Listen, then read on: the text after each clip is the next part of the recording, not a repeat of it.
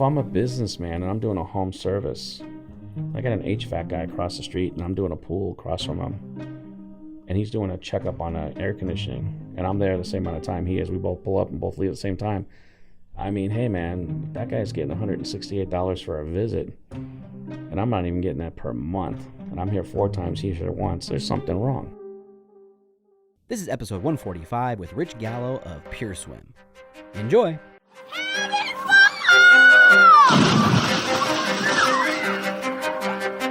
Welcome to your go-to podcast for the pool and spa industry. My name is Tyler Rasmussen. And my name is Greg Viafania. And this is the Pool Chasers Podcast. All right. What's going on, Rich? How you doing, man? Doing great, man. Great to be back here with you guys. Yeah, it's been about a year since we were sitting at the Western show and it got shut down, and it's crazy. It's been a year already. And that seems like a lifetime ago. You know, it's like literally day one of COVID. I know. We were all together in that hotel or Airbnb recording instead of our live show. It was a little bit crazy, but you know, it's been a weird year for sure. Definitely has. Yeah, and for anybody who hasn't listened to Rich's episode dedicated to just him, was episode 48, to this day is still pure gold. It is so good in every way. I mean, if you don't, I feel like you listened to that and you became better or you quit. You know what I'm saying? Like you listened to that and you said, "No, fuck this. I don't have what it takes." Or you're like, you know what? I gotta put my big boy pants on and I gotta make some moves out there. So thanks for joining us again, because man, that didn't even see that coming. So many top 5 good takeaways from that episode, and happy to get into a new topic today. Yeah, cool. And for anybody out there that actually thought of maybe quitting after that episode, don't quit. Just give me a call. I'm available. My phone number direct line is area code 661-803-9919. And I want to help anybody. The purpose of that episode is the same purpose of this episode, is that, hey, listen, I've been doing this for 30 years. And what you guys do here with your podcast is you're definitely putting it all out there, and you're helping everybody in the industry. And you're helping everybody in the industry, mainly in the service industry, because you guys have done that. You've walked the walk, and you see where the gaps are. And there's just a lack of leadership, you know, in this industry to really get into the backyard with the pool guy, whether you're single poler or you know, running 10 guys. There's just a better way of doing things. And you guys have, in the last 3+ years, however long it's been, I mean, you guys have really, you know, help me take my stuff up to the next level. So I want to thank you guys for that. Yeah, we appreciate that, Rich. Thank you so much. Constant learning is what it's about. Yeah, for sure. Yeah, we appreciate that, man. So for this episode, we'd like to focus on pricing matrix. For those that don't know what that is, can you explain it and why it's so important?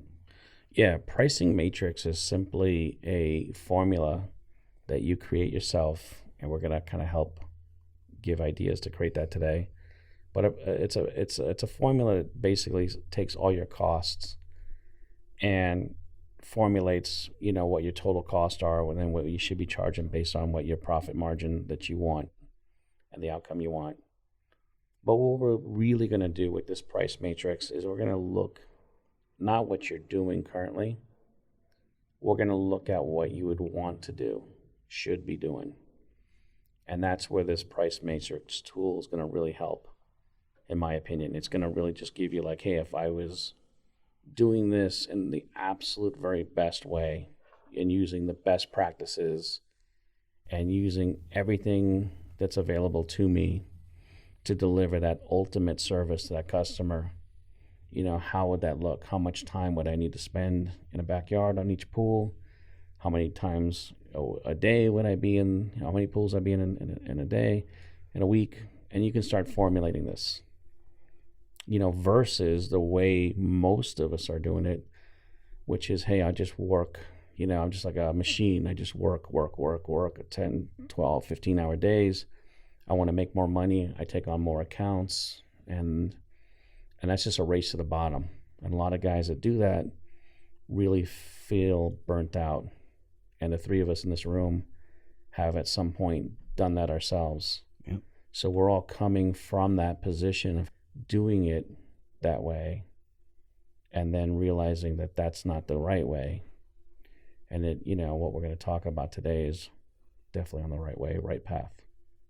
Yeah, and you got to understand, what it's costing you to run your business before you can even make a profit. And a lot of people, I don't think, understand that or know a formula that we're going to lay out today that can help you figure out, what is this actually costing me and how do I actually make money?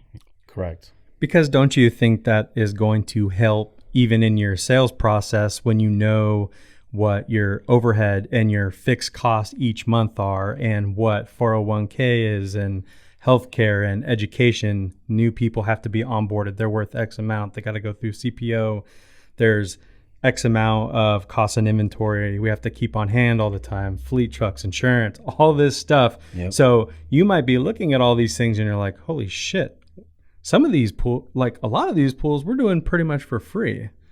And that's what you're probably, there's a lot more to it, but I feel like things start to rise up and get your attention where you're like, okay.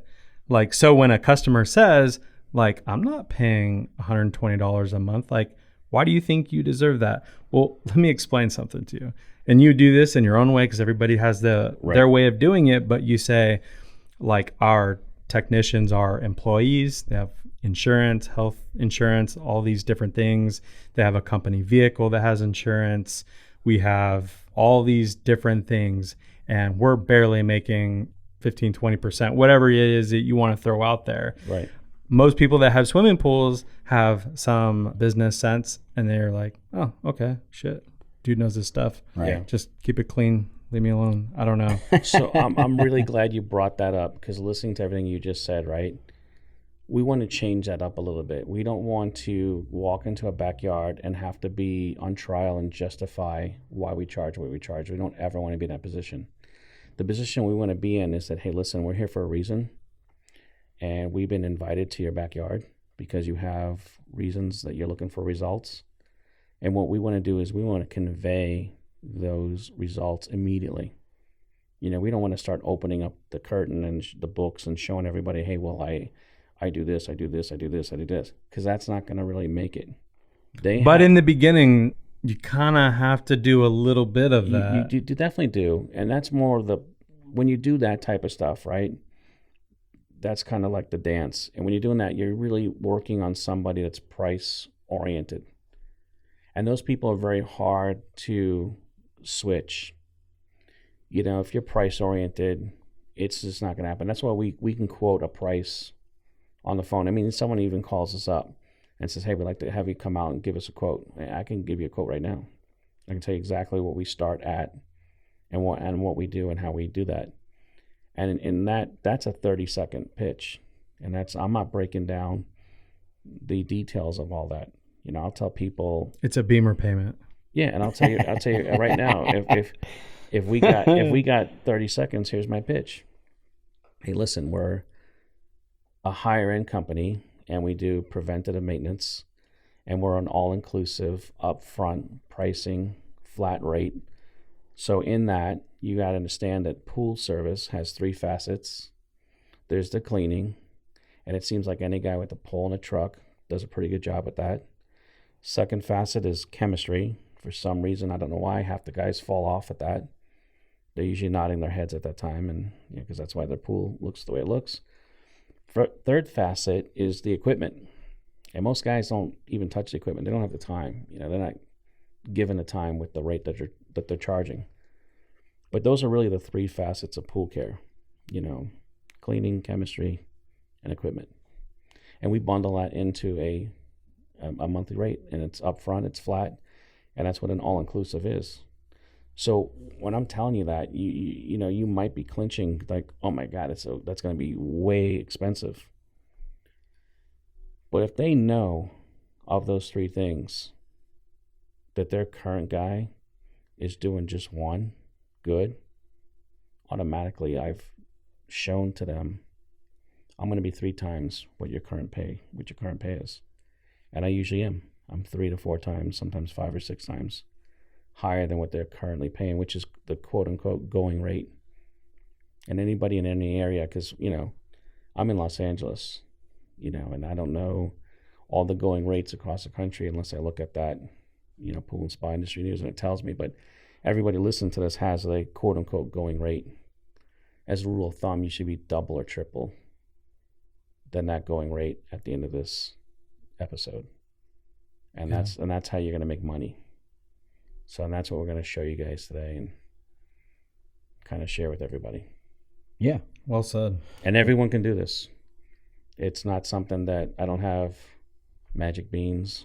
I don't have. You do. Yeah. And you're about to plant them right now. Right. Yeah. So there you go. And I'm not trying to sell anybody, a package. Call me up and give me X amount of money and I'll. Yeah. No, we're going to. This episode is brought to you by Rich Gallo and his Rich course. Gallo Enterprises. Yeah. For $6.99. Right. Yeah. No, we're going to share. We're going to share the wealth. We're going to share the knowledge. And in that, it's an industry that I've been involved in for over 30 years. I love the industry. I love the people in it. I love the people I do the work for. I love the people I do the work with. And it's about paying it forward. For sure. Plain and simple. Well, we love that because we want people that are listening. If you're unhappy or you don't even want to go home sometimes because you just have not figured out your business, like really listening to this and implementing it in your business, we all want to be happy. We have this one life. What are we going to do with it? How are we going to make this day better than yesterday? How are we going to make it count and set it up for our future so that we're not, killing ourselves and hurting ourselves and not knowing what we're going to do when we're older?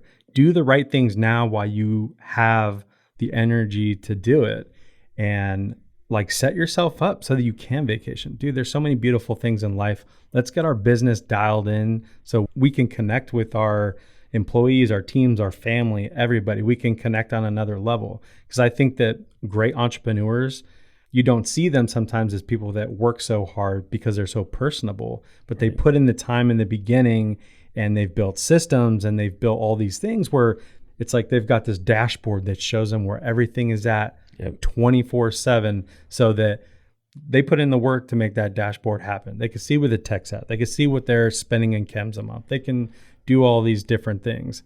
That makes you happy because it's like, hey, I get to see it right here. I'm not just sitting here like, oh my God, where is everything? Why do we never have any freaking money? Yeah. Yeah. Right. You're not surprised at the end of the month when the Amex bill comes in and it's $50,000. I'm like, oh, what happened here? It's like, no, I know that bill's coming in at $50,000. Sure. And here's the cash waiting for it to go out. So, yeah, that's what we want to do here. Cool. So let's jump into the pricing matrix here. Let's break it down into kind of segments so hopefully people can grasp that concept a little bit better. What's the first thing you're looking for, which I believe is labor costs, right? Yeah, so labor costs, right? So again, in this whole conversation, we're going to give some numbers. They're just hypothetical example numbers. There's some laws that we have in our country that say we can't tell everybody to charge X amount. So by any means, we're not doing that. Right. This is for educational purposes. Teaching a formula on how you can come up with your numbers. And if this works for you, you're going to be at a whole different level. So labor cost is usually the main cost and could represent half the cost of a monthly service rate.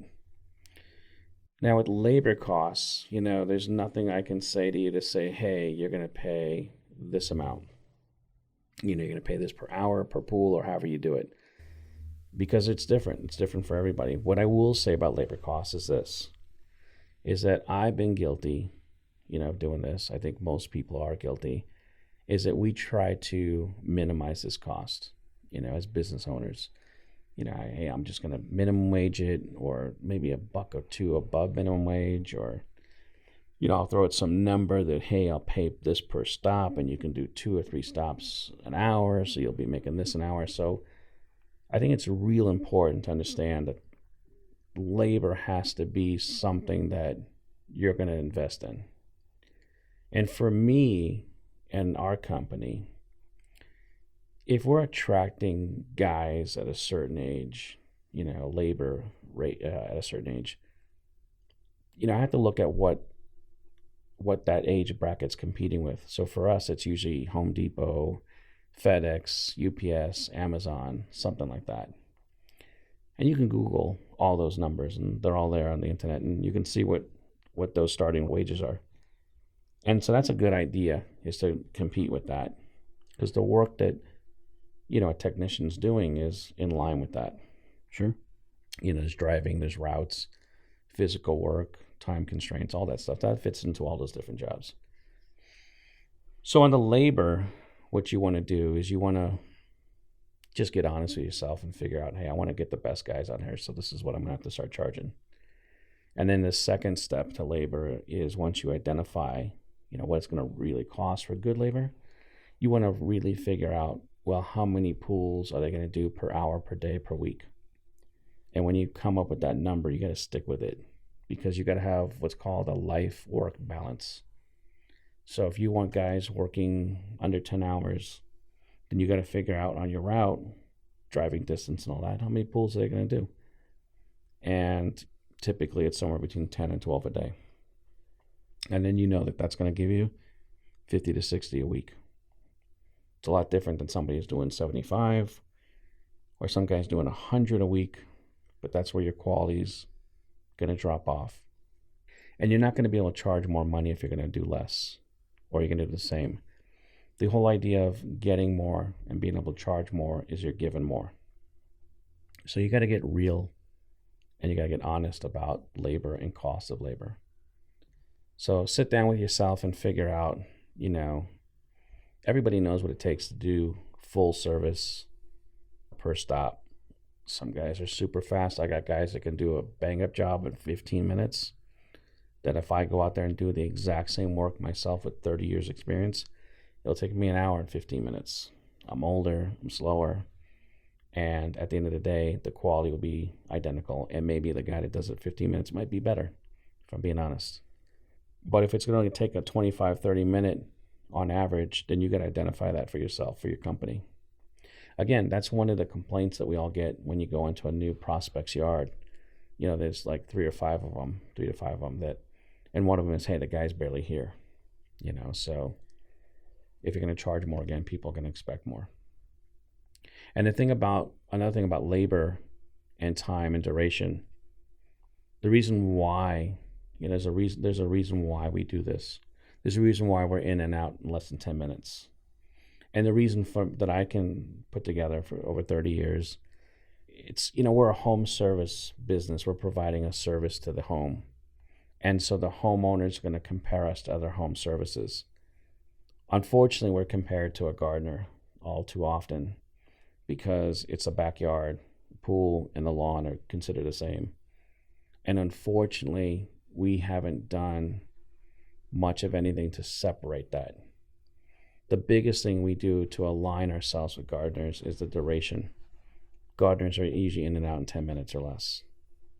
So if the homeowner sees you in and out for 10 minutes or less, just in their minds, it's like, I'm paying my pool guy the same as a gardener, which is crazy. I mean, it's completely crazy. Yeah. For anybody who has a pool and a yard, fortunate to have that, in this audience, you basically understand that there's way more involved in a pool than your grass. If I don't cut my grass every Saturday morning, so what? I skip it 1 week. It's just going to be twice as tall next Saturday. Not the end of the world. I skip my pool though once a week in July. Yeah, my pool's going to be as green as my grass. So, and it's a cost factor, and everyone knows that. Yeah. So you don't skimp on the pool. So why would we, as professionals, put ourselves in the same box as a guy who's cutting grass and charging the lowest rate possible, and somehow figure out that that's what we should be charging and doing? So that's they're huge. not similar at all. I've always looked at the landscaper, and especially for weekly service, it's like a few more weeds pop up, the grass got a little bit longer. They're also, most landscape companies are rolling in crews, right, where they've got 3 to 5 people, so they can do things a little bit faster. But I guess the one good takeaway is that there's usually some type of management within crew that is kind of overseeing everything, whereas pools, everybody you hire they need to treat these pools like they own them, because essentially you are pretty much the boss. Right. You're in control of what you do, the decisions you make in a day. You're doing concierge service. You know that the bar's set really high and there's a checklist but you don't have to speed through. You know what I mean? Because I think that's what like our team did a lot of times was they get paid per pool maybe. They want to hurry up and get done so that they can have the rest of the day to go do something else. But it's while communicating with your team, you understand like, why do you want to go do something else? I must not be paying you enough, right? Right. Or you get to the bottom of some of these things where it's like, oh, maybe you want a wrapped company vehicle that maybe you want to be proud of what you do. Do you want to feel like you're in a trade? Yeah, I guess that I never thought about it like that. Because sometimes they might not really know what it is they're seeking. Yeah. For landscaping, they're definitely different. I think far easier. I wouldn't want to do it because I've got terrible allergies. But there are so many variables in water. Yeah. Like you can show up the next week and it could just be a completely different pool in so many different ways. Yeah. And that's just it. I mean, we're not just talking about water. When you look at a backyard, and I'll tell this to people too, I said, you know, if somebody tells me, hey, wow, that's a lot of money you're charging, I'm like, yeah, you know, I agree with you. I mean, nobody's more shocked than the guy that sits down at the end of the month and writes a check for insurance or workman's comp that certifies a guy who works with water, chemicals, high voltage, low voltage, and gas, all in a small confined area. Yeah, no one's more stunned than me how much that costs to insure a guy like that. Right. So with that being said, does that type of education go into the cost of labor? Yeah, because what happens is labor, it's such a broad spectrum. You know, you get a wage, obviously, and then you have other components to labor. So you're going to have, depending on your state, you know, but you're going to have payroll taxes. I'm assuming that's everywhere. Yep. You know, or maybe you don't pay, you know, maybe they're 1099, you know, whatever. But you're going to have some type of taxable responsibility. Then most states have workman's comp. And if they don't require it, to me, I mean, if you have a guy working for you, and you're not covering them with a minimum workman's comp or a medical benefit, that guy gets hurt. What happens to that guy and what happens to that guy's family?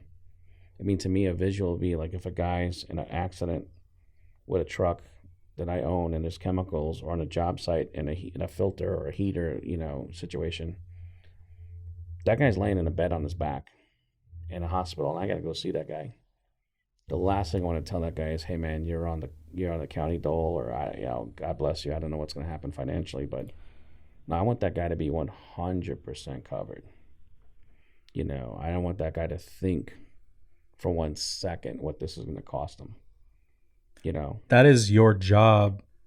If you got into this and you want to own a business, that is your freaking job to take care of these people. Right. If you want, because there's nothing wrong with just being, I don't say one puller, that is what it is, but just doing pools by yourself, so you do everything right, but you're just taking care of yourself.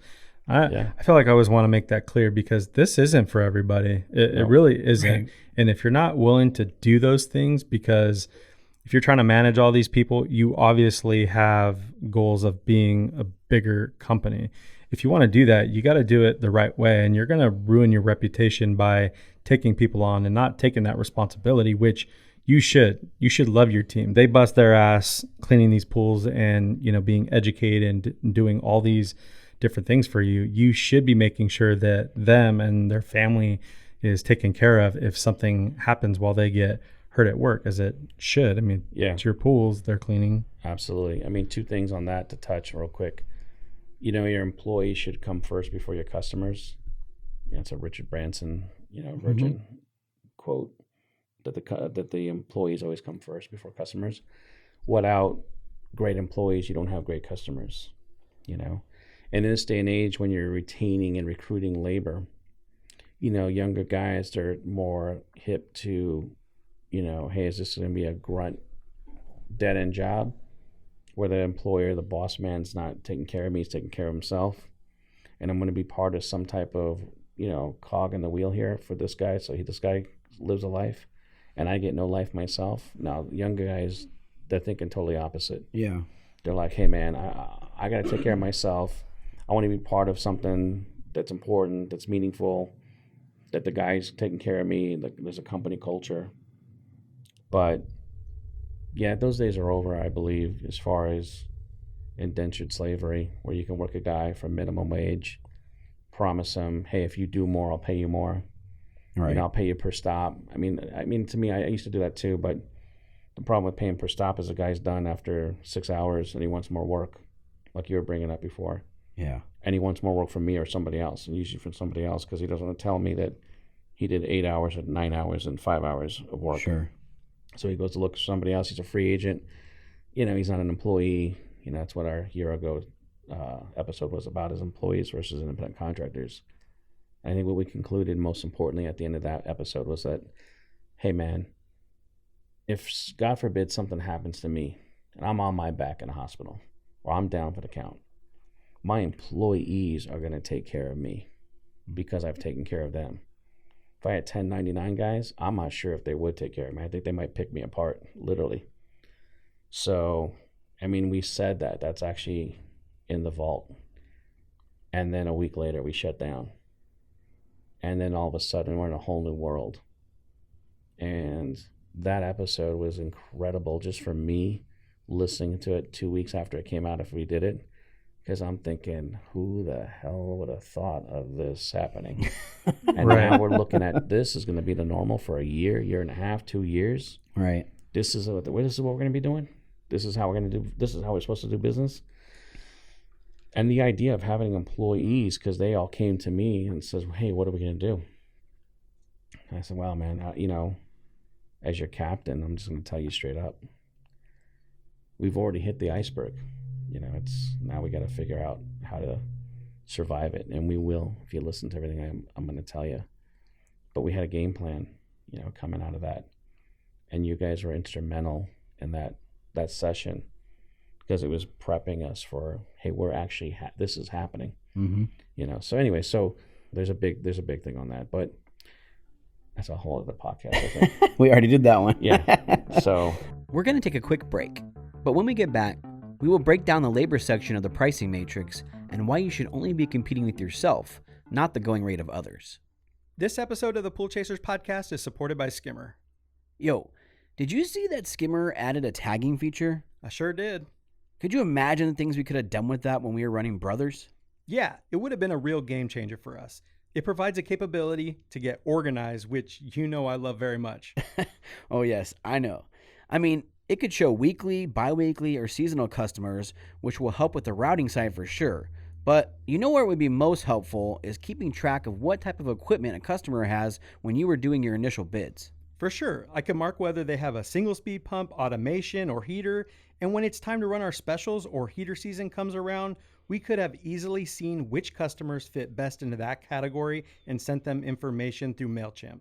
Yeah, that would have saved us hours and hours of time and would have been much more effective, I think. Most definitely. If you're interested in the tagging feature or all the other great features Skimmer offers, check out the show notes below or visit getskimmer.com. That's getskimmer.com. I think what you said earlier, this is where a lot of people skimp out on it. They want to cut costs here. They don't want to pay people enough. Right. And we're talking about, at the end of this podcast, getting to a level where you can charge more money. And I think when we ran Brothers several times, we wanted to charge more money, but we didn't think we had the crew, or we didn't think we had certain elements of it to provide a higher rate service at the time. So we didn't go higher. You have to understand that if your guys can't produce what you're selling, then you're just going to flop, because you cannot provide that type of service that we're going to be getting to.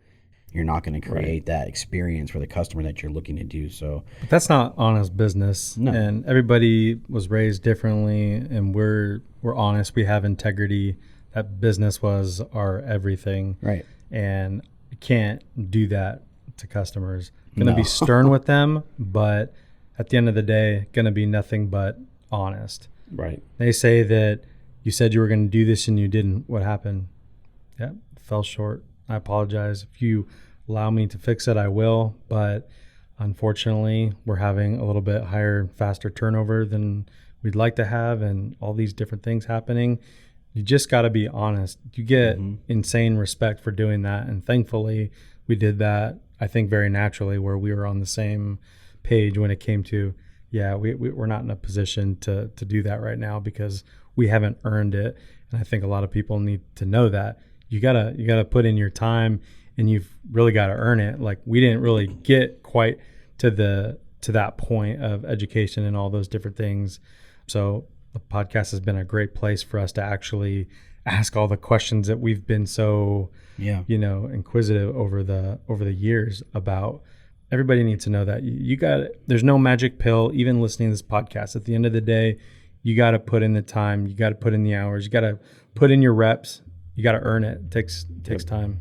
Yeah. And labor is going to be a big piece of that here. So for this example, let's just say, and benefits would be included in this section too, right? So your correct cost of labor. So we're going to say for this example that all that, so your hourly or your rate for your employee plus payroll, workman's comp, benefits all comes to $6,000 per technician. So we're going to use that as a number, doing 60 pulls per week.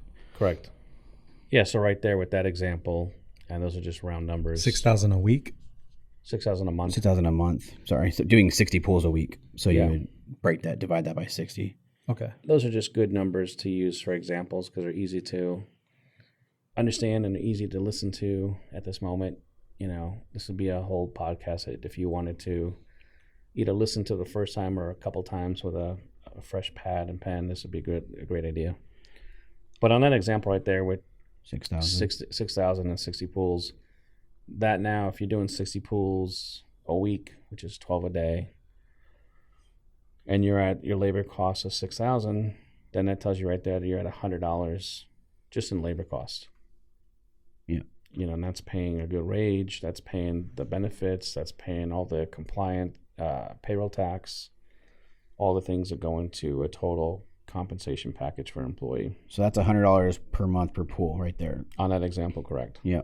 So if you're charging $100 for a pool, you're basically breaking even at that point. No, you're worse than breaking even. Worse. You're now what's called a nonprofit organization. I was just about to say you are now the Girl Scouts, or you are a charitable. Yeah. Yes, that's true. So at that rate, but that's a good illustration. Again, charge what you need to charge what you want to charge, right? Yeah. So hypothetical number that we'll keep building on, but right. On that number, that gives us a realistic base to just pause for a moment and say, okay, how do you come to that number? Well, it's, again, you can figure it out yourself. $100 rate is not that tough to figure out. But in that right there, it's a great illustration to show you that, if you, like you said, if you're charging $100 right now, or 100, and 20, and if the labor should be that whole 100, that there's a problem. There's the exposure of where we're at as an industry, and that's a problem right there. So this is what we want to do, is awaken people and have you understand. Yeah, we know you're not making money on service. You might be making money on installation and repairs, and you're really a repair company that's just giving away the service. I mean, we all know, like on the Sunday papers, or you guys might be too young for Sunday papers, but excuse me, the what? Yeah.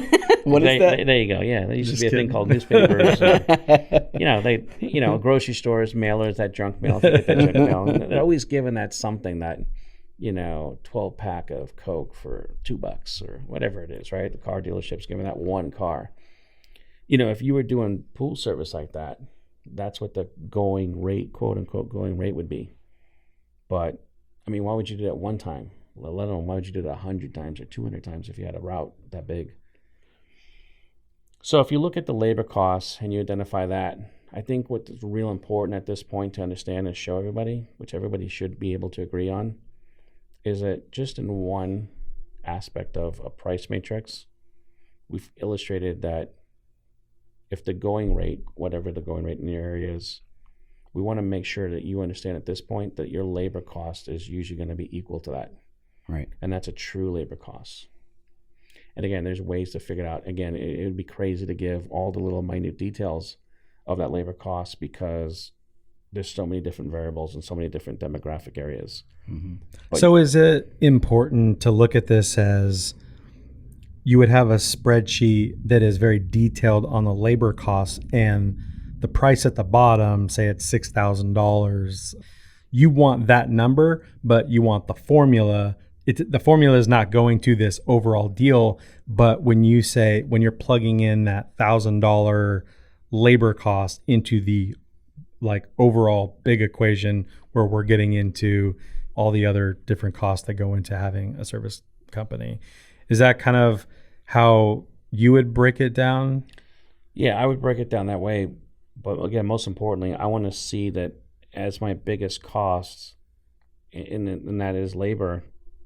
And when I did this myself about 15 years ago, because I was undercharging a lot as well, and this is what everybody I would recommend doing, is to get just really honest, carve out 4 or 5 hours. That's what I spent on it, uninterrupted time. And you just really want to construct this high-end service. You know how much time you should be in that yard versus how much time you are there. If you know that you should be there double or triple the time you're there now, well, that's going to have a factor on your cost. The reason why you don't do it is because it would raise everything. And if you're charging a low amount and you raise your costs, you're really out of business fast. So this whole hypothetical thing is really a realistic thing. If you do this on, hey, this is what we should be doing versus what we are doing and what we are doing is what everybody's doing. Another big thing about competition, you got to get rid of that. Just get rid of your competition immediately. And you can do that like right now. If you just make the decision that, hey, I'm not going to compete with anybody other than myself. So if you just want to take yourself out of that competition, where people have 3 people over and line you up on a wall, pick one of you. Yeah, we don't do that. That's called bid work. Our company doesn't do that. And we just don't compete with anybody else as far as pricing. Again, you want to do something that nobody else is doing. That's what we were talking about, is you want to have a service that's catered to a customer, that's result driven, but it's going to take care of all their needs and exceed those needs. Mm-hmm. So again, that's going to really inflate your labor costs. Yeah, I love that you said that. I recently read a book, and I can't remember the name of it. It's an older one. It talks a lot about the biggest competition anybody ever has is themselves. Right. You are the insecure one. You are the one thinking about who your competition is. You are the one saying that I'm not smart enough to understand that. Oh, I am not artistic enough. I am not creative enough. I am not this. Where you have to eliminate that and just go forward and be okay with messing up, right, and be okay with doing all these things, but you are constantly going to be in battle with yourself. And if you can get yourself under control and just kind of move, that dial, it'll be good. No one's going to tell you you're worth more than what you tell yourself. And if you're in your head, you're dead. I mean, you just got to, again, you can create. Everybody's got that creative side. Create the ultimate service. If I, made that like a classroom project, let's say, and say, okay, so we're just going to create a perfect service. A perfect service is you're going to be in that yard for as much time as that needs to make that pool look perfect. So you can balance all the chemistry. You can add the different, phosphate removers, enzymes, clarifiers, algicides, all this stuff. We're going to do this. And we're all smart. We can all figure this out. You're going to get a number that's going to be double or triple than what the quote unquote going rate is. That's the bottom line. I mean, I can't tell you, any more than that. I mean, it's just that easy. So whatever your going rate is, that because you're competing with the going rate people. Take that number and triple it, and then go out and sell that service. And it's doable because customers are paying us basically what we're charging and what the going rate is, and we're devaluing ourselves more than the customers. It's one thing that we're being compared to a gardener as a home service, but we're going along with that. That's crazy. Look, you look at one of my trucks, right? And you look at what the truck cost, and you look at what the inventory and tools are in that truck. Those are $50,000, wheels on the road. You pull up to my truck to an HVAC truck, I'm dollar for dollar. So I got what he's got. I got the same tools. I got the same inventory, parts, chemicals, all that stuff. Well, if I'm a businessman and I'm doing a home service, I got an HVAC guy across the street and I'm doing a pool across from him, and he's doing a checkup on air conditioning, and I'm there the same amount of time he is. We both pull up and both leave at the same time. I mean, hey, man, if that guy's getting $168 for a visit, and I'm not even getting that per month, and I'm here 4 times, he's here once, there's something wrong. Right. You know, an HVAC company would be a great baseline to run your business model on. It's a home service. And by the way, if you were to poll homeowners, you know, that have pools, what's more important, your pool or your AC? Most of them are going to say their pool. You know, they count on that pool more. I don't know about here in Arizona, but well, yeah, Arizona might be a different thing, but you know, but still, I mean, you know, yeah, air conditioning is important. We're not going to discount that, but arguably, right, they got to be equal. For sure. Maybe they don't know that they may not know how to answer that question. Right. Oh yeah, we use our pools a ton here too. Yeah, and I mean, you know, for me, the air conditioning, you know, it is important, right? Yeah. But if I go in that water and that water is aggressive, it's not balanced, and someone in my family now has a reaction to that, you know, that's way more important to me. Sure. You know, if my heater breaks down, I'm just assuming that's going to be thousands of dollars, not hundreds. You know, so, you know, there's equipment. My equipment's, for me, my pool would be important just because it's running 8 to 15 hours a day, year round. My air conditioning and heating aren't. So I would naturally, rightfully assume that, hey, there's more costs associated with this. You know, and my pool guy is professional. He's always tipping me off on variable speeds and, you know, different alternative sanitizers, and he's telling me about problems before they happen, and he's anticipating stuff, and hey, it's time to drain this water. I'm like, wow, I didn't know we had to drain the water. Yeah, you know, it's this thing called a saturation index. I didn't know what the hell that is. Oh, well, it's real simple. It's this, it's that. You know, so my pool guy tells me all this. I'm like, yeah, man, my AC guy's just, he's here and gone. And I know there's Freon. You know, I don't know what the hell that is. I know it's dangerous. I can't go buy it myself. That's what an AC guy is. It's Freon. There's a filter, and there's some air ducts, and I guess I get those cleaned. But my pool guy's like always, you know, hit me up here and there. He's not bothering me. He's just keeping me in the loop. You know, I feel that he's important. So that's what our customers say about us, you know, so right. That's what every customer should say about every pool professional out there. Man, that's good stuff right there, isn't it? After this quick break, Rich shares how to determine your vehicle, chemical, and overhead costs and how they fit into the pricing matrix. This episode of the Pool Chasers podcast is brought to you by Primate Pool Tools. All right, listen, by now you have heard us talk about our friends at Primate Pool Tools. Bottom line is that most pool poles are heavy or awkward to use. Don't you agree? Primate understands that since they are out servicing pools themselves, and so do we since we clean pools daily for years. The first time we used a Primate pole, we could not believe how light it was and how easy it was to maneuver through the water. And their powerful aerospace-grade carbon fiber poles are pretty much indestructible. I remember this one time I went through 2 poles in 1 week. They just snapped on me. It was so frustrating, and I know you've all been there. The best part is that they're made here in the USA, have a 1-year warranty, and they have a customer service department that will actually pick up the phone. So, what are you waiting for? Go to primatepooltools.net to check them out, or click the link below in the show notes and listen to episode 104 for all the details. So on that topic, you're talking about vehicles and all these different things. And obviously we just talked about labor costs, and that's not the only thing that goes into the business. Can you kind of talk to us and maybe list some of the other things that you need to be thinking about that's kind of more cost to your business, your pool service business? Right. So the next thing after labor, you're going to get into your vehicle, your truck. So you're going to have a truck. You're going to have, to me, it makes no difference. I bought used trucks that were like, oh, this is the best used truck, and one owner, Nah, that thing you put on a route, that thing's a dog, and it takes as much money as a new truck payment. So to me, starting with a new truck it's the way to go. And a truck should last 10 years if you buy it brand new. And there's a cost allocation, so you can appropriate that on a monthly basis. And that's usually about $300 to $350, you know, trucks, you know, stuff like that, I guess you can talk about, because I mean, I can buy a truck here in Arizona, pretty much the same as LA, I'm assuming, hopefully. Give or take. Yeah, all right. So, and then gas is kind of the same. So that's your next thing on a vehicle. You got gas, you got insurance.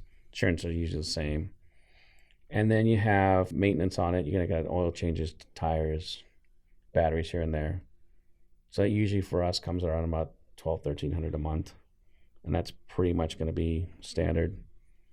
So now if per technician per vehicle. Yeah, per month per technician. Yep. You know, if you go back on that 60 pool basis and you use a round number like 1,200, you know, which is pretty Let's use 1,000. That's what I picked. Okay, 1,000. So you got 6,000 from labor cost. Now you got 1,000 for your truck cost. Yeah, so you're at 7,000 right there. And then your next cost on that, as we all know, is chemicals. So on chemical cost, you can do everything where it's basically on a minimum, where you're just going to use chlorine, acid, and tabs, you know, some bicarb, I guess. But what we like to do is we like to add in our all-inclusive service package, we like to put everything in that, so the onus is on us. The customer likes that, by the way. They don't like getting, you know, a conditioner bill, you know, an outside bill. It stalls payment a lot of times, especially if someone else is paying the bill. When they're told, hey, this company sends this bill every month. If it's ever more, let me know. 2-3 months go by, the bill starts racking up. And it was all because you charged $80 for conditioner or something. And they didn't know what conditioner was because the person that writes the checks like, conditioners, well, that's for my hair. Right. Why is the pool guy charging me, you know, was shampoo coming next? So we just put everything, it makes it a lot easier for us as well. You know, bean counting, it just makes a thing. But when you tell the customer, hey, the onus is on us if we're going to charge this in a flat rate, they understand. So that cost usually can be, you know, because chemical cost is around the same. It's usually around $30.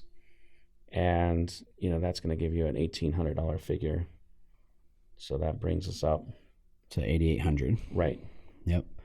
$8,800, which would result down to basically $146 a month, right? Yeah, if you're looking at 60 pools, that's what that would come out to. Yeah, so that's $146 a month that you should be charging to cover your labor, your trucks, and your chemicals, right? That's if everything matches those matrices. Labor's 100. Yep. And truck is, in this example, yeah. So we're getting to $146 a month. But that's getting you, like you, in your own words, a trained, certified, clean uniform tech, nice looking truck, utilizing all the top end chemicals and programs to maintain perfectly balanced water. So you're absolutely at a high end level there, and that's what your own words there, right? And that's exactly right. And that's what the customer needs to see. The customer needs to, you know, see that's what the company's about, and they see that with the technician, with the uniform. They see that when the truck pulls up. Like, you know, a lot of times we got to park on driveways. I never ever get a call or have to worry about getting a call like, hey, this truck's leaking oil.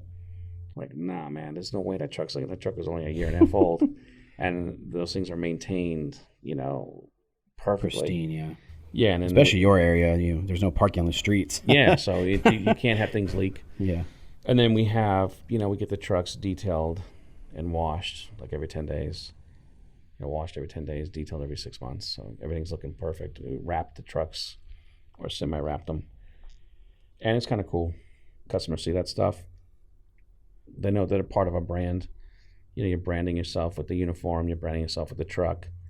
So, but when they see that and you give them a higher end bid, like that's all part of the mental game in providing a service, right? Like that, if you want to get to a high level of service, that's all, everything we discussed already comes into play there, where, you know, like we said, we're at $146 a month right now for all that stuff. Yeah. And again, the most important thing at that is the certification and training of that technician, because that's a factor in that labor cost too, is all that good stuff. So that's a pretty, you know, big number, you know, and if a lot of numbers in a lot of areas across the country aren't charging that, and if that's what it takes to just have the cost factor, you know, and those are only three factors. We've only discussed labor, truck, and chemicals, which are the basic ones to get a guy out there, right? Yeah. But when you're running a company with multiple employees, you're running an office. And our next cost is overhead. And overhead is kind of broad, but it really has to do with an office, a facility, you know, and then people that run that office. And when you start getting more and more routes, You're going to need what's called a route manager. And that could be some of your biggest costs right there for that overhead office bundle and management. It's also one of the most difficult because it's technically not bringing in revenue, for a lot of people. You're not, if you got a guy out there in the field cleaning pools, he's bringing in revenue. You got a route manager that sits in the office, or an office manager that sits in the office. You have to be able to justify that. And that's a hard move for a lot of people. Absolutely. Yeah. So, I mean, a cost like that could, that could really run high on you. I mean, if you look at a number like 12,000 for all of that, and then that's 6 routes, that's going to be 2,000 a month allocated to each route, which then brings, 60 pools. About $33. And then we add that to the 146, We're at $179 a month. Right. So that's a lot more than what we thought. And that's a good point to stop here and just say, hey, listen, everyone take a deep breath, right? Because again, if we're doing this as like a classroom project, right, and we're all sitting here with a pad of paper and we're figuring out, and this might be Fantasy Island figuring out, right? But we're figuring out, again, the what if we did everything at this high level, then it would come out to this. And when I did this like 14 years ago, it's kind of funny and ironic that she's talking about 179 because my number was 168. And I was so excited, when I came up with this. It took, again, 4+ hours to do this exercise. And I'm like, yeah, I can do this. I got this. I think at the time I was charging 145. I'm like, I'm so close to 168. And I was like, going around the house dancing, like, yeah, I'm Rocky, and this is going to be awesome. I can do this. I can provide all this incredible service now. And it's only going to be, an extra $23 a month, and I could get $23 a month. I don't even have to tell people, just here's your new rate and just here's your new bill. I was so happy for about 30 minutes. And then all of a sudden it hit me. I'm like, damn, wait a minute. Oh shit, that's actual cost. What's the next? There's no profit. So and I thought, oh man, I feel so defeated. That's like, wow. Damn. Okay. So, and I wanted to scrap the whole thing at that point. I'm like, just stick what I'm doing. I'm making some money. And I said, no, I can't. So I had to figure out what the profit was going to be on that. You're still thinking about that $100 your uncle gave you, huh? Oh, hey, listen, it's funny you bring that up, right? Because that's what I realized at that moment for me. And again, everybody's got their own profit, it's their own percentage. You want to make 10%, you want to make 30%, you want to make 50%, you want to make 100%. Make as much as you want to make as much as you can get. But at 145, my because costs at that point were pretty cheap, running it from a bedroom of a house and everything like that. I was getting about $100 profit, and I didn't want to give that up. So the 168, I was like, man, that sucks. I thought, okay, that was just a dream, and maybe one day. And then I snapped out of it and I started believing I can do this. Well, the only way I can do this is I got the last levels, my profit, and I want $100 for me back then. That's what it was. And I figured, all right, well, then 168 is 268, and I erased the 1 and I made it a 2, and I looked at it and I said, damn, no one's gonna pay that. There's just no way. And then that voice kicked in on the other side of me and said, wait a minute, stop, hold on, don't say never. You can get this, you can do this. And I went out 4 days later and signed up. It was 2007, Memorial Day weekend. And I signed up 4 of them on that weekend at 268. Shit. And I'll tell you right now, the honest truth, when I signed them up, I was on fire, man. I had everything down. It's why my costs are what they are. Because I just done this exercise. And when I went to those backyards, oh man, I was a champion. And nobody gave me any hesitation to like, let's do this. And I was pumped up, and I'm like, dang, I can do this. And 4 in a weekends, that's a huge. And it was, again, it was Memorial Day weekend. Most guys don't work, but I figured, hey, I'm going out there again. I'm doing what other guys don't do, right? Because that's the whole thing about this matrix is always do what other guys won't do. And people saw that. 2 pools were like, pea soup green. And I'm like, damn, I can get this pool fixed in 24 hours for you on Saturday morning. And by Monday, you'll be in the pool. And they were. So, yeah, it happened. And that was a rough time because in 2007, that was at the top of the start of the recession. It started technically in January of 2007. And now here we are months down the road. And I'm like, wow, what's going to happen? What's going to happen? And I stayed on the track. It's all a mindset. And I remember telling my family, because I got really, really confident, and a lot of them said I got arrogant and cocky, and I'm like, hey, I don't know what the difference is. So, and I said, look, I'm going to sell my whole route of everybody below this rate. I'm going to start all over. I'm going to charge almost double what I'm charging right now. And I'm going to have twice as many customers in 5 years.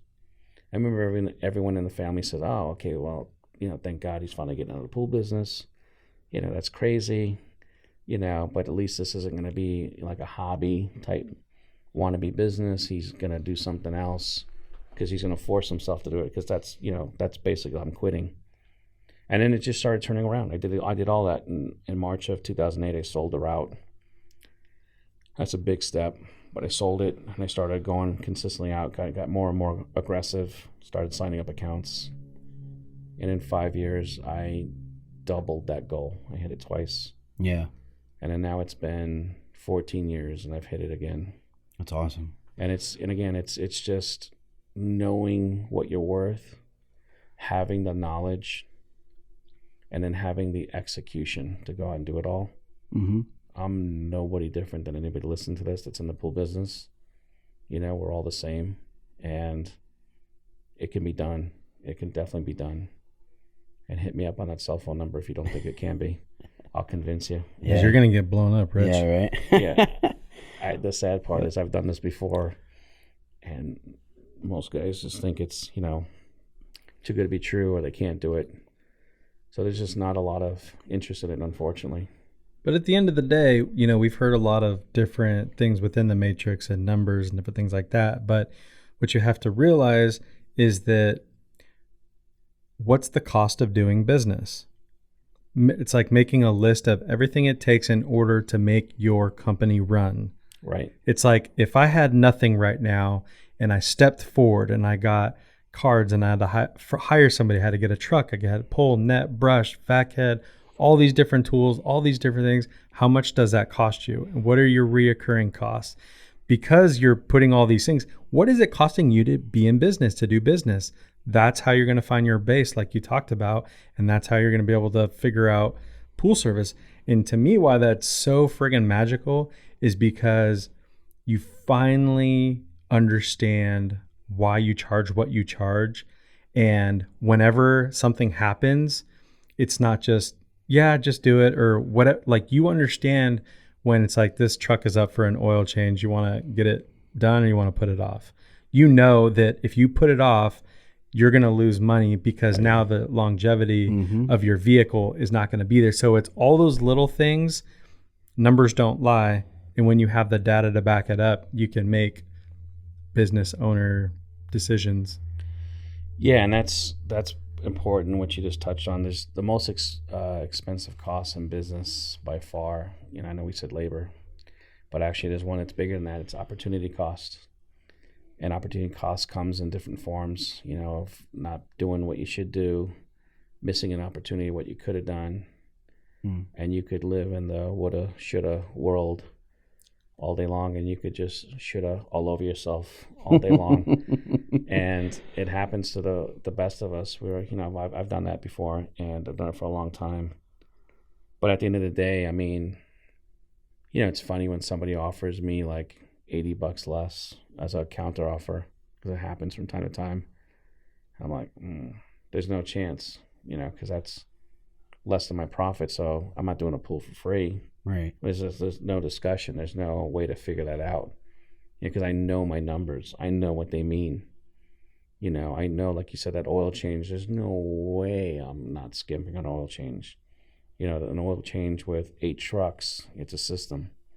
There's usually a truck a week going in for oil change almost at that rate, or brakes or tires or a flat.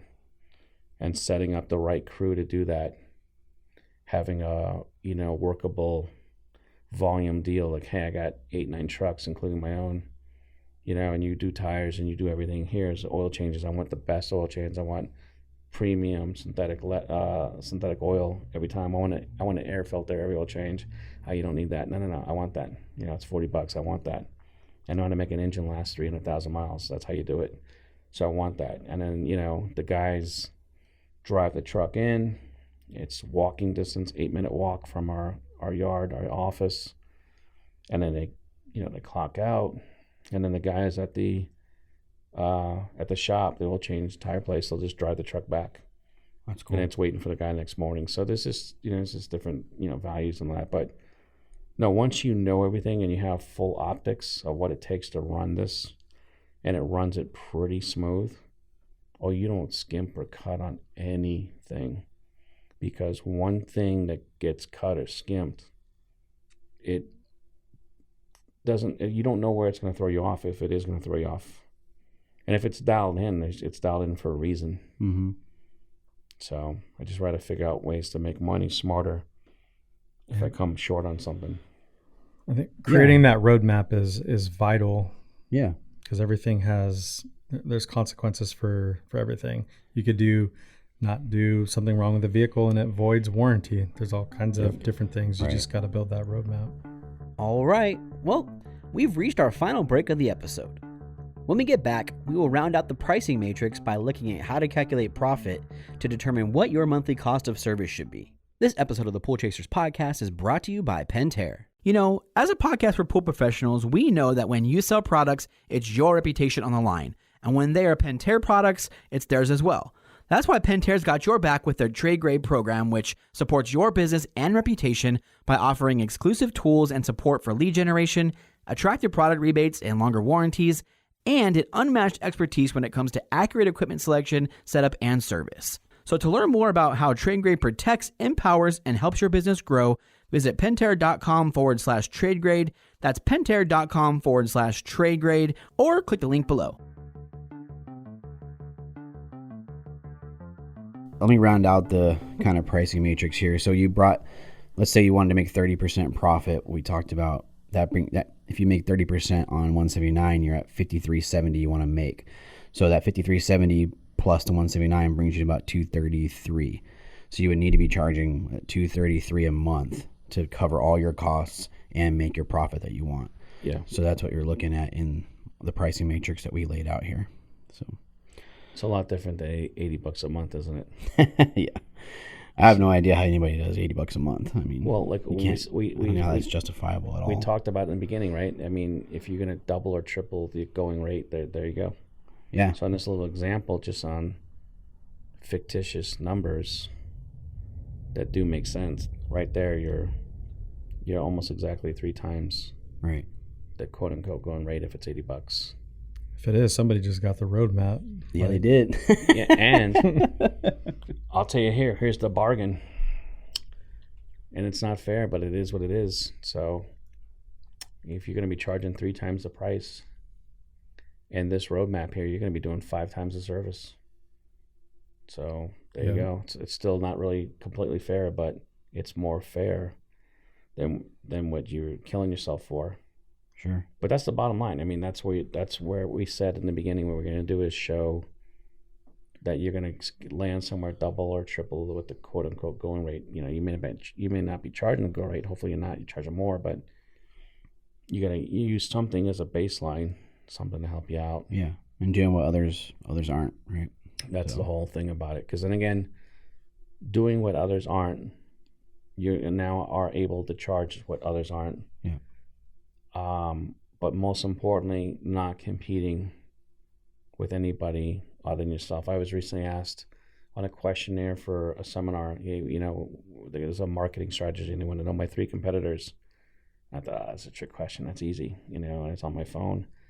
The 3 competitors, me, myself, and I. There you go. And then they reported back like, hey, nicely done.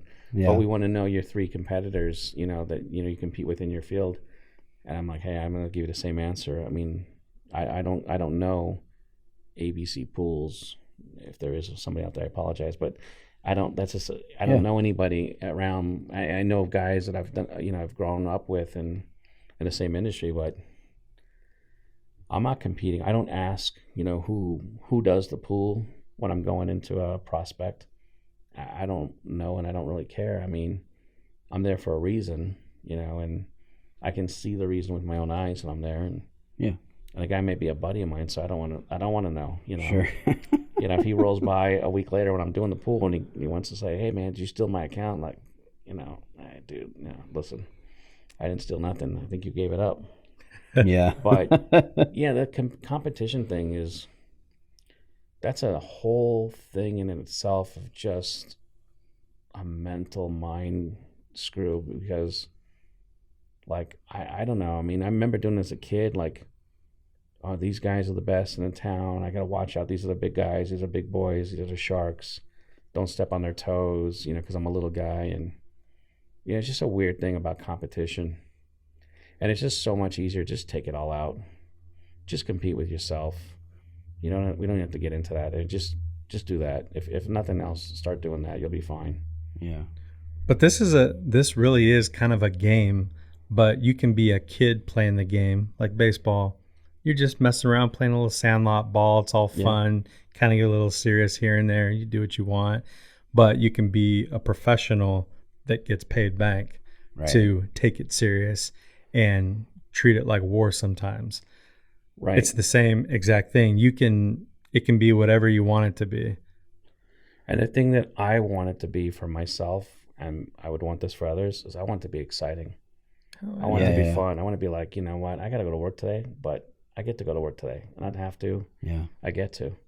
And I want to be like, all right, so I know things are going to come up. I know right now as I sit here, right, I can bet you guys on a certainty.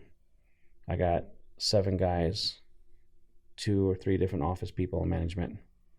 I can promise you only one thing. 100% chance right now at this very moment, somebody's screwing up. Because that's the only thing you can always count on. Somebody's doing something wrong. They're putting a lid on wrong. It happens. And you pick it up and go from there.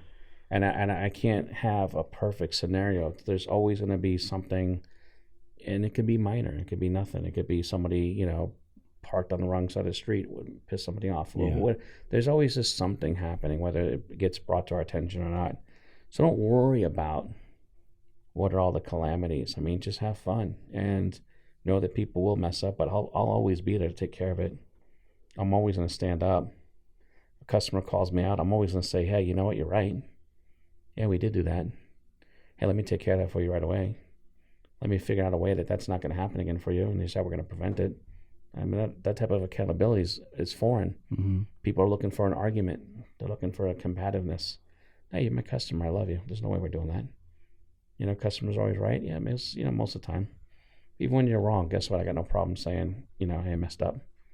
If I didn't mess up on some little tiny level, they wouldn't be calling. Sure. And if I really didn't mess up and they're calling, it's like, hey, we're just not the right fit. But that's so rare.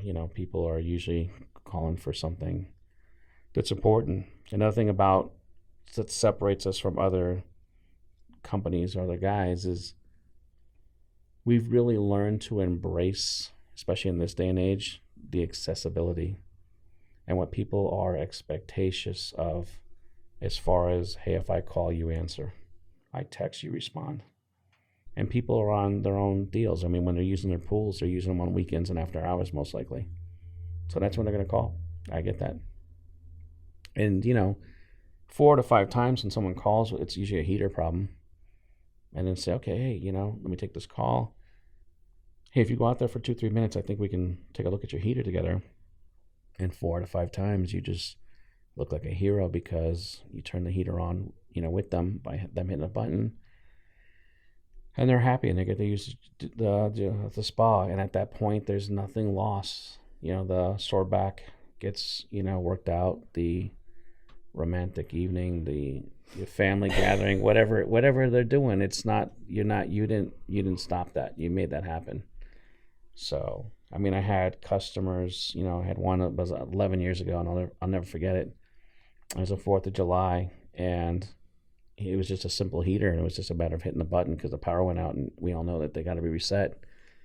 And it was 4th of July weekend, and I see the text and I see the call. I'm like, man, this is my time. I've put in my time. I put in my week. I'm gonna do me. I'm gonna do me. And I'll just call the guy on Monday. He's just texting a business line. He understands that.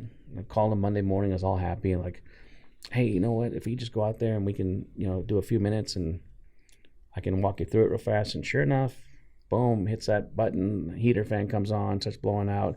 And I'm thinking, rah, yeah, I'm the hero. No, that guy was totally pissed off.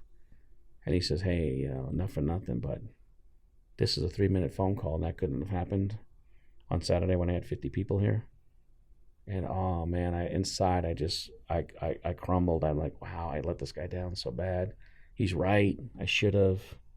I told him, I said, listen, I guarantee you that's never going to happen again. 11 years later, we still have the guy. He's great. But I told him, I said, hey, listen, I really want to thank you for telling me straight.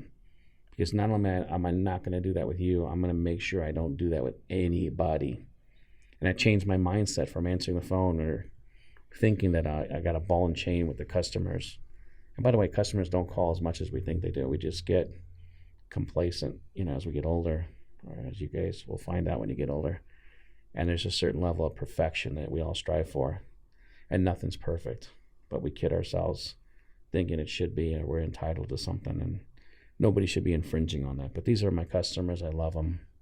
I'm grateful for them. I love my guys. I love what I do. And I love the people I do it for, and I think that's important. Right. Well said. And that's why I think we don't believe in using the word failure, because you saying, he can wait, whatever, you should have done that. You had to do that in order to get the response that you did. But you have to be the person to be, looking in the mirror and saying, you know what? Like, I should have done this. I should have done that. And that's what I'm going to do moving forward. And that's why, you've got this sort of customer for life, this raving fan of a customer. Yeah. And that's because people like that too. They like to see people change and make themselves better, not stay stagnant. Yeah. We got a great relationship, that customer. I mean, I know you mentioned about being friends with customers, and it's kind of a, hard thing to do, but this is a guy that he just retired after 50 years. He's in his early 70s, great shape, and likes to golf. And I like to golf, but I never get a chance to. And he's always telling me, hey man, we got to get out there and I'll take you to the club. He's got a nice, country club membership. So you get to go out there and spend an afternoon with the customer. And, this guy's older than me. So obviously, he's a successful businessman, and talk about his business and his, successes. And I'll talk about where I'm at. He'll pipe in and says, oh, hey, you got to do this. Definitely do this move. Our next big move is getting a facility and actually owning the land and the building, and then taking that and incorporating solar panels, and then creating solar vehicles, electrical vehicles. And that's a huge step, but that's going to give us that next level of certainty and everything else that goes along with everything. Yeah, that mutual respect, super important. I don't want to forget this. So we didn't really include repairs in any of this pricing matrix, right? Correct. So why not? The way I look at it from my company is a service is one separate department, repairs, installation is a different department, and it runs differently, and the guys are different. So I mean, it's the easiest answer, but it's just different. There's different matrix on that as far as what you're charging per hour. It's totally different. There's different cost factors. Usually, typically, maintenance has a lower profit margin. Repairs, installation has a higher profit margin. Yeah. So there's different components. I think, the reason I bring it up is because I feel like a lot of people would justify lowering their rates because they get repairs off of it, and you don't do that, right? So correct. That's why I'm I think that's how a lot of people justify coming down. If they were going to charge, the $233 we talked about, they'll say, oh, I'm just going to charge $200 because that's going to bring me so many dollars in repairs. But if you want to have a profitable service business, like that, repairs is just extra work. It's not really accounted for in the service. Correct. Yeah. Repairs, again, it's a separate thing. It's going to bring its own separate profit deal. Yeah. But yeah, you wouldn't want to lower your service rate just because you're making money elsewhere in the business. That's ridiculous. I mean, you wouldn't want to do that. You don't want to do that to compete with anybody else, because if you're competing with yourself, I mean, the other two parts of you that are me or I, they're not going to go along with that. They're not charging $33 less a month. They're charging the same. Yeah. They're probably telling you to charge more. Those voices in your head. I only bring it up because I think a lot of people do think that way, including myself. When we were, picking out what we were going to charge customers, I think that was part of it. I mean, that was what we were taught by previous people, that you just include repairs and figure out that in the cost. But I like not incorporating them, because then your service side can sustain itself whether or not you have a repair at all. Right. And if I can ask you guys an honest question, because you brought it up, I mean, that's what you used to do, right? Yep. But you're not doing it anymore, right? No. Is that one of the reasons maybe why you're not doing it anymore? Is, one of the reasons at least? I mean, Pool Chasers took off, and that's the real reason. But yeah, I mean, right. we were on the cusp of changing the whole entire format of Brothers. I mean, we were going to lay out new pricing structures, new ways we were billing people, all kinds of stuff. So that was on the next step of things. We just chose to move to Pool Chasers, but that was definitely part of it. The headache of having customers who didn't appreciate us, the headache of not paying the guys. We didn't pay our guys enough. We will admit it. Like, we didn't know any better then. I mean, if we did it now, we would pay them more, or we would understand their value. I mean, there's a lot of things, like that would have been. And how much more excitement would that bring to you guys as owning the business and being owners? A hell of a lot more. And how much more would that give you guys the title of actual owners versus operators? Right. And going in there and fixing stuff, or having to, because that's going to be straining on you as well. Because, I mean, I found out when I cut corners, what happens is I end up cutting myself. Because I can't expect the guys, because I made the decision to lower my standard, lower my rate, give this customer a discount. And that customer happens to be more demanding than everybody else who didn't ask for a discount, by the way. Yeah. But that's going to put a strain on that guy, and that guy's going to fall short. Maybe not on that account, but maybe on 2 or 3 other accounts. Mm-hmm. At the end of the day, he's done. I get those phone calls. I got to go deal with them myself. So I just don't see cutting any of this stuff. I mean, again, opportunity costs. You just don't know where it's going to come back at you, but it will come back at you. Sure. Yeah, I mean, that's a heavy question. Because owning a pool service business, we did it, never sleep, trying to figure out everything. If anybody would have saw where things were at when we left the company, they'd be in awe. I mean, everything down from organizing the trucks, color-coded buckets with certain labels, ventilated. We're drawing out sort of plans of the walking path of how they walk past the truck and how they pick things, and how could we not put so much strain on their body, and where are the gates usually, and creating a real walking path and a structure. I mean, shit, I'll say right now, still think about it. I got a fly fishing vest, and I put all the different things in it, because I'm like, dude, I hate this damn caddy. I think people could be more efficient if they had their lube and their testing stuff and their thermometer and all the things that they need besides the chemicals. I'll show it to you after we're done, because I'm like a little kid. I'm just like, dude, this shit would have been so cool. But I'm also looking for little pieces to make us look professional. I was at an electrical trade store, like distribution store in Vegas a few months ago. And when I was in there, I couldn't believe how much different it was than going into a pool distribution. Right. Like, they were all... Their hair was done, like they had haircuts. Their shirts were tucked in. They were like talking trade. They were like, I could hear people like trying to like figure things out. Things were like organized, and it was just a totally different presence. And I love being in those places because we have the podcast, and anytime we have an opportunity to preach, if you feel like you're different in distribution or any situation, who are you? Who do you want to be? Be yourself. If you want to act professional, talk professional, if you want to say what you want to say, be that person and make things better. 100%. Like, fuck everybody else. Right. If they want to be negative and they want to do all that other shit, misery loves company. No doubt about it. Yep. Get those people out of your freaking life. And why would you want to compete with those people, right? That's crazy. That's like, that doesn't make sense. Sure. and again, the customers that you want, right? The natural selection process. Those customers see that when they see it. Game recognizes game. And when they see that, they're like, all right. I mean, again, none of my customers say, hey, I love that I pay this amount of money. Not really. Most of them say, yeah, and they refer me. We don't advertise. We don't do anything. It's just strictly referrals. So they're my advocates. So they'll tell their friends, dude, this pool's been nothing but amazing. You see it. You're here. You're asking for me because, your pool looks nothing like this. We don't go to your pool. You come to my pool. So you want this guy, yeah, you can call him, right? And he's the best, but you're going to pay for him. Yeah. And then they'll usually say, well, what do you pay? Like, I don't want to get into it or whatever. Or they'll tell them.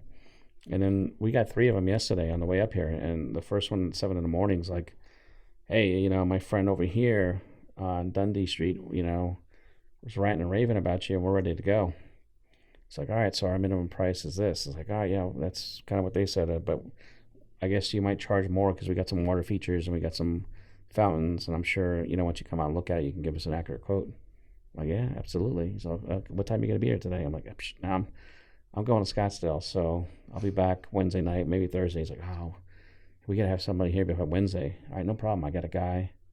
I'll make sure he's there. We'll do a courtesy, chem stop. If anything, give you some prices, get back to you, I'll touch it up when I come back. And he's like, yeah, that sounds great. So, pricing is not as much of an issue as we make it out to be. Yeah. And again, I mean, when you're running a home and managing it and, you look at your budget and you got your mortgage, you got all this stuff right there, right? And then, somewhere in there's your pool. We shouldn't be at the bottom of that list. Mm-mm. We shouldn't be tied with the gardener, $10 or $20 above the gardener. We should be at minimum with the cable and the internet, and people paying $200-300 a month for that. And the professionalism. I mean, we've said it all. But we got to act like it. Yeah, the house next door to me, the pool service guy is in like a freaking old Eldorado. All his shit is hanging out of a trunk of a car. And I live in a nice neighborhood, and I see that, and I'm like, dude, people like you, and I hope you're listening to this, people like you are ruining this business because we don't get taken seriously. Yeah. Because it looks like anybody in a piece of shit car, somebody in a go-kart could seriously put their shit, somehow get it in there and make it happen. You got to do what you got to do. I understand, but I've been watching you for a year. Like, you should have enough money to go put a down payment on a truck.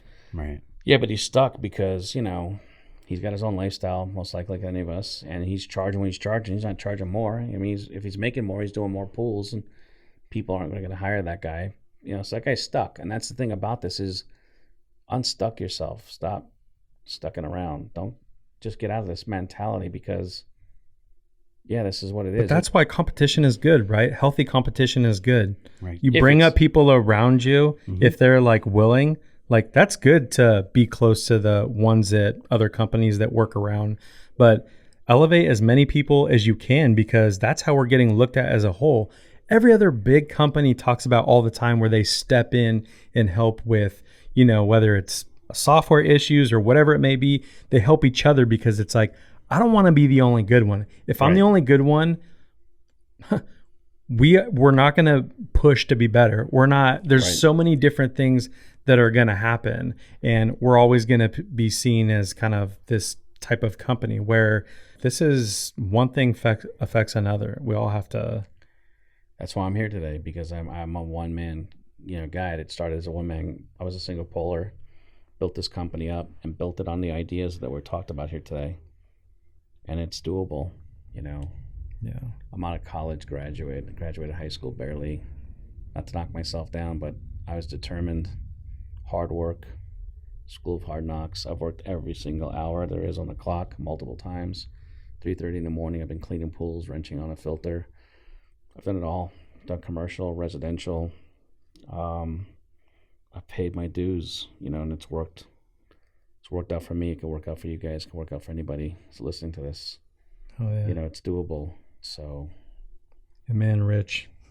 So one last question from me anyway is, anybody that's got established accounts, rates, different things like that, how do you recommend them rolling out a price increase so that they can kind of calculate what they should be charging? Yeah, that's a great question. So how do you basically go from point A to point B? So yeah, they're charging, say, $100 a month, and they really need to, take it up a notch. Yeah, so what you want to do is if you're going to charge more, you're going to have to give more. So it's value added service. So what you want to do is you want to figure out this whole plan here we're talking about.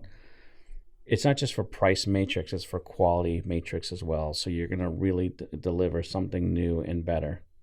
And when you present that to the customer, they're going to have that option to do something new and better. And I would give it to them as an option. What would you like to do? Would you like to do this? Would this suit you? And you're going to find that a lot of people, maybe 30%, will say, yeah, I'm good with that. And then all of a sudden, that should be the new brand of service that you take on everybody new. So you can convert 30% right away. The other 70% half of that 70% would probably do some version of this. So I'd make it an option. I'd make it an option like standing at a gas pump. You got 3 selections, when really there's 1 or 2. And I would narrow it down. So I basically have your premium, your middle grade, and your lower grade. And I would take all of your customers and convert them into some form of that. And then you might have a small percentage to say, hey, I'm not paying you a nickel more. I don't care what you're going to give me. I don't use the pool. It's an adversary. I don't even want the pool, and I just don't want to turn it green. You do a good job with that. If you want to charge me a nickel more, I'm getting somebody else. Okay, so just tell the guy straight up, hey, listen, you've been a customer a long time. I get it.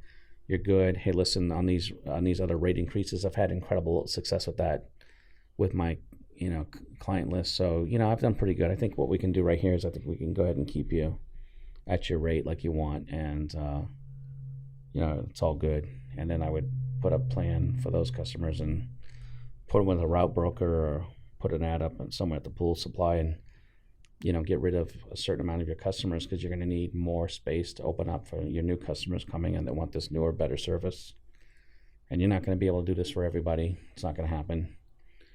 But like I said, I did a dramatic thing in 07, 08, in one of the craziest times. Made a big decision, and I sold them all at once. Started the whole thing all over again, and that worked out for me, having a second income in the household. That might not be everyone else's situation, but you'll figure out a way to do this, but make sure you do figure out a way and then do it. Don't figure out it and let it sit on the shelf for 5 years because you're gone. And by the way, we have an incredible opportunity right now at this time. Right now at this moment, we have had, no matter where you're at in this country, historic amount of numbers of pools that were built this last year because of COVID, which is crazy, but it's true. People stay home. They understand the value of staying home. They understand about future lockdowns for any type of flu or cold that's going to pop up in our country, shut down for a month or 2 in the future. They want to have that pool.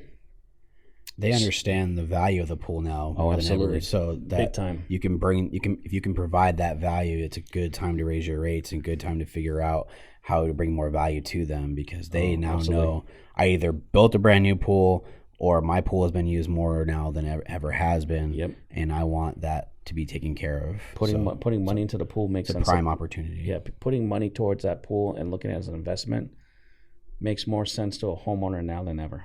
Yeah. And the new pools that just got put in, the record amount of numbers, those pools are more sophisticated than any of the pools. Almost all of them have automation. All of them have heaters. Almost all of them have some type of sanitation, secondary sanitation, chlorine alternatives. Get educated. Go out there. Provide a concierge, all-inclusive, flat-rate service. Design it yourself. Get your own price matrix. Compete with yourself. Go out there and do it, and you'll be blown away. Oh, yeah. Well, thank you so much, Rich. We really appreciate you taking the time to drive out here, be with us on the show again. And this is pure gold, pure gold. You should be listening to this as many times as it takes. And like Rich said, get yourself a notepad. I'd probably get some grid paper so you can make some straight lines and get everything organized. But be aggressive, get happy with your business. And just thank you again, Rich. And where can people reach out? You want to give your phone number again? Maybe an email? You guys can shoot me a text or a call. I'm out there. Either I'm out in the field or I'm in an office. I mean, I get back to you right away, but I'll get back to you, especially if you say it's a pool chaser question. I'll know who it is. But yeah, if you want to text me, that's probably the best. My area code is 661-803-9919. And give me a shout, give me a try, and I'll help you out. Your company name's Pure Swim. Yeah, Pure Swim, and it's pureswim.com. Yeah, and we'll have everything listed in the show notes, the website, Cool. the Instagram, all that cool stuff. So thanks again, Rich. Thanks, man. Right on. Thank you. Hey, Pool Chasers. Thanks for listening.